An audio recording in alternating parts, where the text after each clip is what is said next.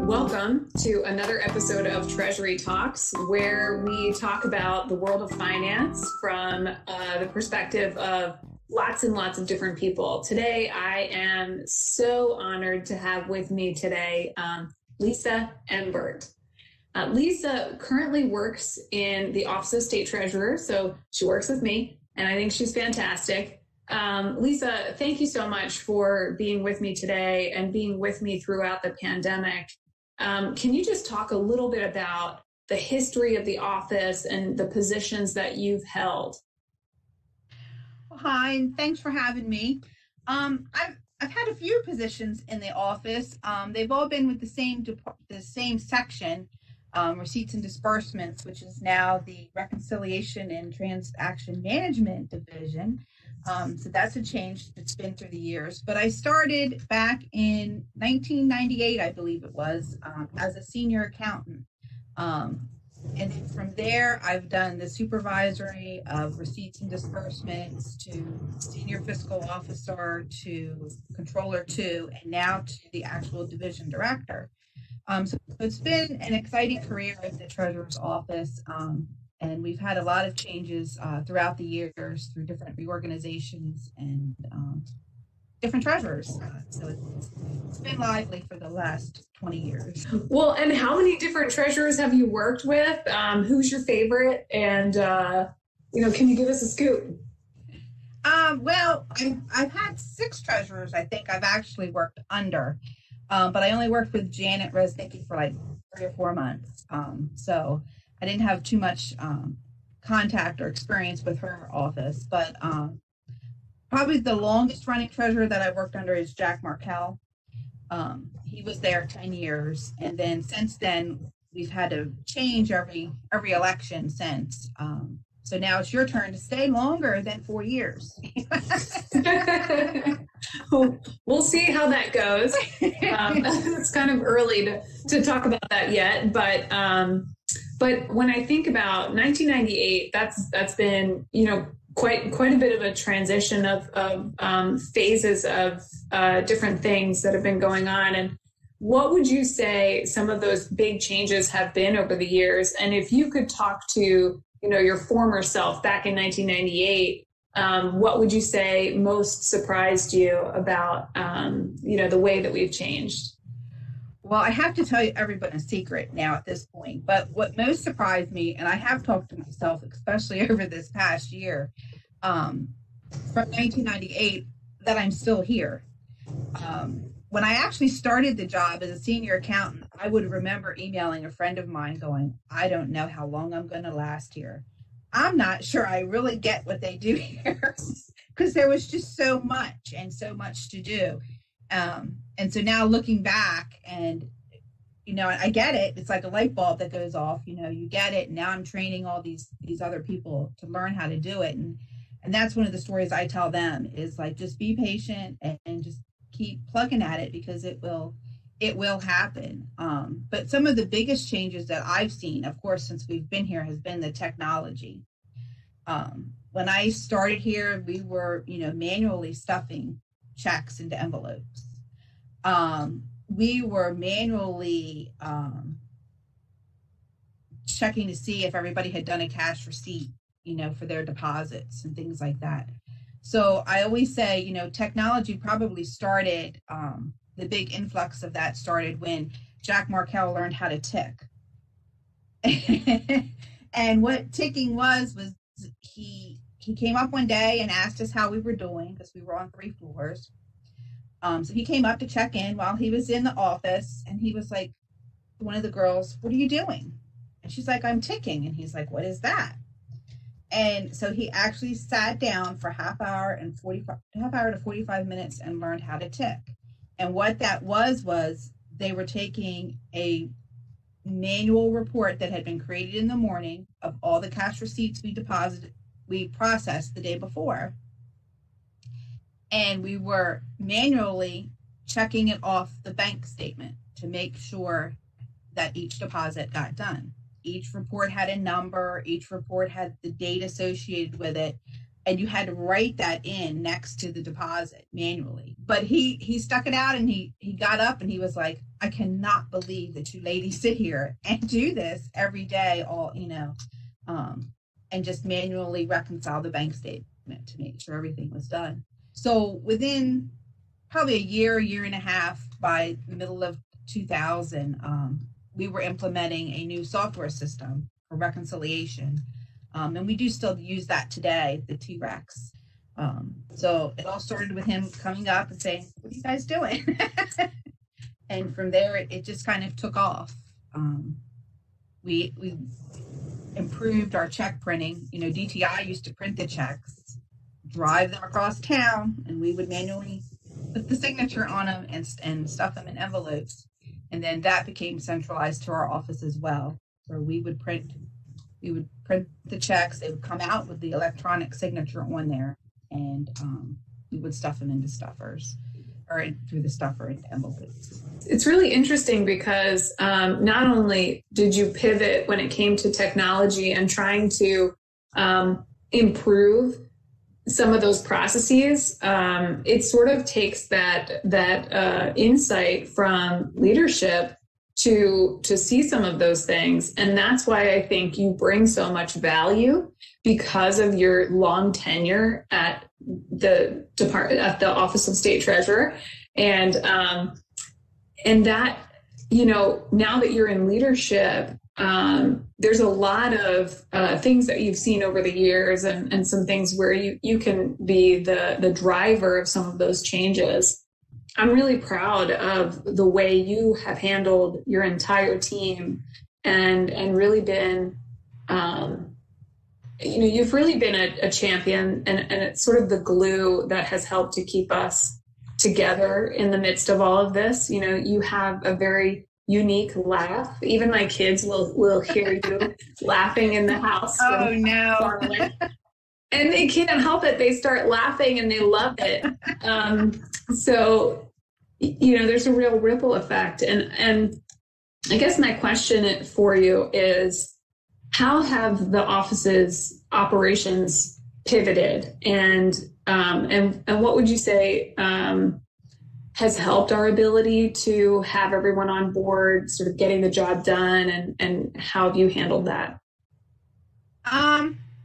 First off, I think a lot of people would find it hard to believe that we are even actually working remotely. I mean, I never thought, probably even a year and a half ago, that I would be sitting in the middle of my living room and pretty much being able to do most of the stuff from home now.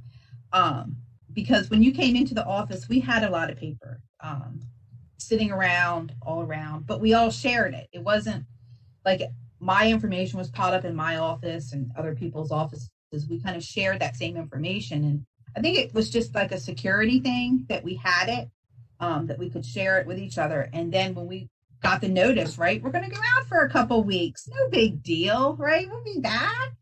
And so we just kind of quickly were like, okay, you do this from home, you do this from home, and then we'll be back in a couple weeks and we'll be ready to go, right? And then a couple weeks went to a couple months, and so we had to change what we were doing. But really those last few processes that we had manual, which was a lot of like stop payment requests, right? Cancel check requests. We would get a lot of that through the mail. We reached out to accounting. They updated the local mailbox. It's now all electronic. It's done on a specific day of the week. And just all the general communication we started getting through the mail, people were now scanning it in, taking, photos of it and emailing it. So that's how a lot of our work has changed from being the U.S. Postal Service, having it delivered, or state mail, has now changed to just electronic scan.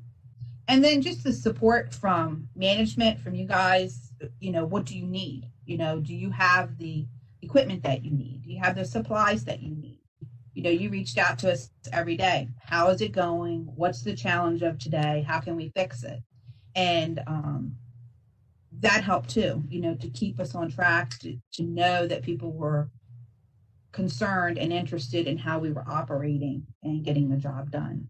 I still am blown away at your ability to sort of just, whatever the challenge was, kind of grab the ball and just run with it. And I just want to add that in the midst of all of the curveballs being thrown at us, you also spearheaded a major banking project. Can you talk a little bit about that? Well, it's been a team effort by everybody, whether it was just my division or also other divisions. We worked together and we communicated. So one of the big things that we had started just before the pandemic hit was the general banking. And when I say just started, I actually mean that we actually transitioned the bank accounts. We had actually started the project a couple years back. But yeah, we started transitioning, and we just scheduled meetings. We scheduled phone calls. What do we need to get this going and to keep the momentum up? And I think there was a couple of us, we were on calls all day, 5 days a week. Like you couldn't get anything else done. We were just talking to people. But we worked through it together. And I think even with the Division of Revenue was our big starting point. We have been able to transition them to our new banking vendor, but recognizing at the same time, they are also going through a big change with their financial system in-house. So they've had a lot of changes too that we've been trying to support and get through those. And then our latest one that we just did in January, which was to everyone's benefit, was the payroll. We were able to transition that, the direct deposit and the checks for all state employees without anyone really noticing, other than those of us that were involved. I don't think hardly any of the state employees realized that the depositing bank changed. So that was a big lift for everybody in the midst of all this, just how we were able to do that. And we did that by not changing for change's sake. Anything that kept the look and feel the same, we kept the same. We didn't change for just technology's sake. That's always been sort of your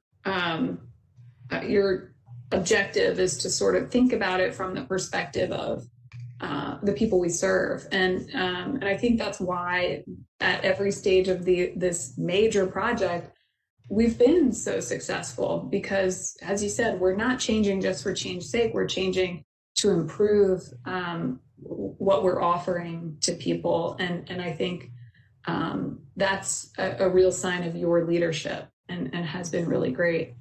Can you tell me, before we go, any interesting stories from over the years? Can you throw us something from the vault? I always call us like a happy dysfunctional family at times, because you're at work more than you're at home, right? And so just getting to know your coworkers and stuff, we have a lot of laughs together. We pick on each other, how much somebody eats for lunch or how often they eat during the day. Or we had somebody once before, he forgot his badge and there was nobody, he didn't think anybody was around.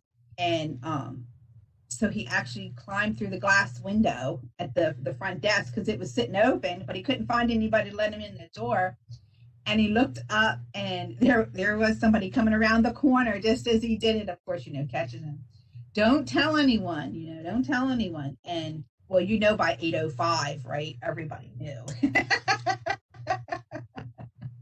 But, we do silly things like that, but I think it builds camaraderie, it builds teamwork when you can laugh together and work together, because we do work very hard and we stay focused on our customers and on what we need to do for a task, but we also take that time to just stop and breathe and laugh a little bit to break some of the tension or the stress, whatever you want to call it, up, so that we can keep moving fresher with fresh eyes with a new look at things. So yeah, we have a lot of fun together. I agree. It's been interesting to try to keep it fun and try to keep that vibe going with all of this. And you know, I just want to thank you again, not only for your work, but for being that glue that we all really appreciate. I can say for myself that you bring a lot of joy, and as you said, you know, we are a family, and we do spend 90% of our lives together, and we might as well have a little bit of fun in the midst of it, because you know, why not? So thank you so much.